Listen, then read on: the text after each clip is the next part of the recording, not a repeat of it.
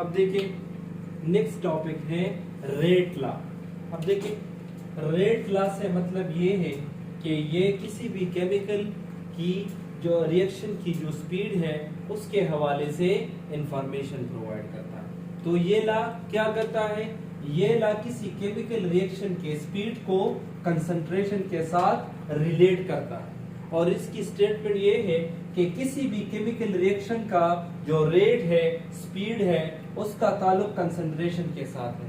अगर कंसंट्रेशन ज्यादा है तो केमिकल रिएक्शन का स्पीड ज्यादा है, अगर कंसंट्रेशन कम है तो केमिकल रिएक्शन का स्पीड कम है।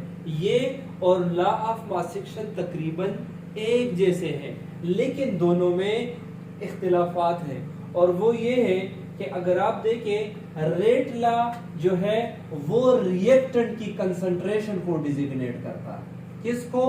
रिएक्टेंट की कंसंट्रेशन। और लॉ ऑफ मास एक्शन इससे पहले हमने पढ़ा था, वो है concentration of product raise to the power exponent और divide by concentration of reactant raise to the power exponent.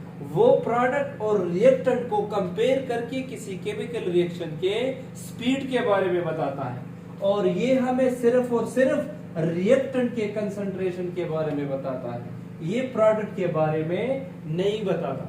Second point, law of mass action जो है ज्यादातर उन सिस्टम के लिए है जहां पे रिवर्सिबिलिटी का फैक्टर ज्यादा है और ये ऐसे रिएक्शंस के लिए भी है जहां रिवर्सिबिलिटी का फैक्टर नहीं है। लॉ ऑफ मास एक्शन जो है वो गैसियस मिक्सचर के लिए है और ये आप किसी भी लिक्विड या गैसियस रिएक्शन के लिए इस्तेमाल कर सकते हैं और ये कंप्लीमेंट्री रिएक्शंस के लिए भी है। तो ये जो आपके पास रेट लॉ है, बस बुनियादी पॉइंट ये है, ये रिएक्टेंट की कंसंट्रेशन को डिजिग्नेट करता है। तो स्टेटमेंट ये है कि rate is directly proportional to concentration. अगर आप प्रोपोर्शनलिटी हटाएंगे तो कांस्टेंट लेकर आएंगे और कांस्टेंट की जगह रेट कांस्टेंट के है और ये अपनी जगह। अगर आप के की वैल्यू मालूम करना चाहते हैं तो आप क्या करें, इस कंसंट्रेशन को दोनों साइड्स पे डिवाइड करें तो ये कैंसिल हो जाएगा। So K would be equal to rate और डिवाइड बाय कंसंट्रेशन। आप क्या करें, रेट की जो वैल्यू है आप ऊपर पुट करें और नीचे कंसंट्रेशन की वैल्यू पुट करें, आपको रेट कांस्टेंट की वैल्यू मिल जाएगी। कंसिडर करें आपके पास एक रिएक्शन है, वो है A मोल ऑफ A और B मोल ऑफ B आपस में रिएक्ट करके प्रोडक्ट बनाता है। तो देखिए लॉ ऑफ मास एक्शन में हम प्रोडक्ट लेते थे, प्रोडक्ट को रिएक्टेंट पे डिवाइड करते थे। यहाँ पे हम प्रोडक्ट की बात नहीं करेंगे, रेट को सिर्फ और सिर्फ रिएक्टेंट के हवाले से रिप्रेजेंट करेंगे। So rate is equal to k concentration of A into coefficient A और concentration of B into coefficient B। अगर इसी रिएक्शन के लिए हमने K कैलकुलेट करनी है तो आप दोनों साइड पे ये A और B जो है आप डिवाइड करें, आपको जो है K की वैल्यू मिल जाएगी। अब देखिए अगर आप जनरली K की वैल्यू मालूम करना चाहते हैं तो इसके लिए हमें यहाँ से थोड़ी हेल्प लेनी होगी। अब देखिए जो रेट कांस्टेंट की वैल्यू है ये हर रिएक्शन के लिए डिफरेंट है। अगर एक रिएक्शन फर्स्ट ऑर्डर है उसके लिए K की वैल्यू अलग है, अगर एक रिएक्शन सेकंड ऑर्डर है उसके लिए उस K की यूनिट डिफरेंट है, अगर थर्ड ऑर्डर है। लेकिन जनरली इसका यूनिट हम कैसे निकालेंगे, अगर हमें ऑर्डर का पता नहीं है तो देखिए R इज इक्वल टू के इंटू कंसंट्रेशन। अगर आप K की यूनिट निकालना चाहते हैं तो कंसंट्रेशन को दोनों साइड पे डिवाइड करें, ये कैंसिल हो जाएगा।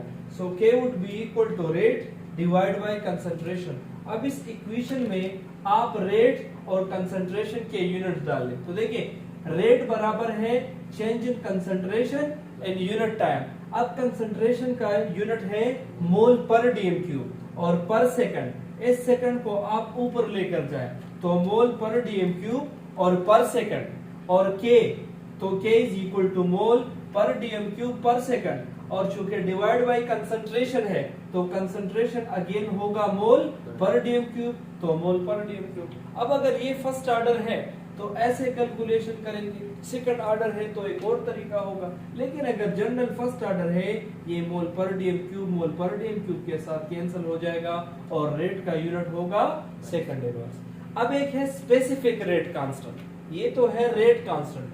स्पेसिफिक रेट कांस्टेंट इसको कहते हैं जब आपके पास कंसंट्रेशन यूनिटी हो, कंसंट्रेशन की एक्सपोनेंट 1 हो, यानी वो 1 मोल हो आपके पास। तो अगर कंसंट्रेशन यूनिटी है तो आप इसको इग्नोर करें, क्योंकि के साथ अगर 1 मल्टीप्लाई होगा तो अगेन वही आएगा। तो जब रेट इक्वल हो जाता है रेट कांस्टेंट के, यहां पे रेट कांस्टेंट को स्पेसिफिक रेट कांस्टेंट कहते हैं। और अब हम डिफरेंट रिएक्शंस के लिए जब ये के की वैल्यू निकालेंगे तो ये डिफरेंट यूनिट्स इसके होंगे। अब इस लेंथी प्रोसीजर को जब आप फॉलो करेंगे आपका ज्यादा टाइम लगेगा, तो शॉर्टकट हम किसी भी रिएक्शन के लिए उसका अगर कोई पार्टिकुलर ऑर्डर है उसके लिए हम के की वैल्यू कैसे कैलकुलेट करें। तो शॉर्टकट का फार्मूला ये है, k is equal to concentration n-1 divide by time. n जो है वो ऑर्डर को रिप्रेजेंट करता है। अब देखिए इस टाइम की को हम ऊपर लेकर जाते हैं तो ये कंसंट्रेशन n-1 अपनी जगह, और ये क्या बन जाएगा, ये बन जाएगा टाइम इनवर्स। ये क्या बन जाएगा, टाइम इनवर्स। अब देखिए ये आपके पास बन जाएगा k is equal to n-1 into second. अब आप क्या करेंगे, जब आप किसी भी केमिकल रिएक्शन के लिए ऑर्डर के लिए यूनिट कैलकुलेट करना चाहते हैं तो आप सिंपली वहां n की बजाय उसकी वैल्यू पुट करें। तो अब देखिए अगर आपके पास फर्स्ट ऑर्डर रिएक्शन है तो n की बजाय वैल्यू क्या होगी, 1। सो 1 माइनस 1 से क्या आएगा, 0, और जिस पे भी 0 हो वो 1 की इक्वल है तो इसका यूनिट होगा सेकंड इनवर्स। इसी तरह अगर सेकंड ऑर्डर है या इस तरह आपके पास थर्ड ऑर्डर है तो सबके लिए आप इस शॉर्टकट ट्रिक से यूनिट निकाल सकते हैं। इसके लिए जो पिछली वीडियो है वो डिटेल से है तो वो भी आप चेकआउट कर सकते हैं।